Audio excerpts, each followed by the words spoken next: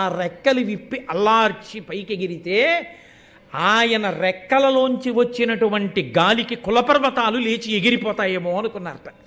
అంత పెద్ద జంఝామారుతాన్ని సృష్టించగలిగిన పెద్ద పెద్ద రెక్కలు అల్లార్చి ఒక్కసారి ఆకాశంలోకి ఎగిరి అలా ఎగిరితే ఆయన అలా ఎగరడం అంటే ఏదో కాకినాడ మీద కాదు, ఆయన శరీరానికి ఆయన దేహానికి ఆయన కాంతికి ఒక్కసారి భూమండలం అంతా అలా తిరిగాడు. తిరిగి ఎవరు మా అమ్మ అని చూసి మా తల్లి వినత, ఈవిడికి నేను నమస్కరించాలని ఆకాశంలోంచి గభాలన వచ్చి భూమి మీద వాలి నిలబడితే భూమి మీద ఉన్న ప్రాణులు దేవతలు అందరూ ఇలా చూసి ఇదేమిరా సూర్యుడిలా ఎగురుతున్నాడేమనుకున్నారట.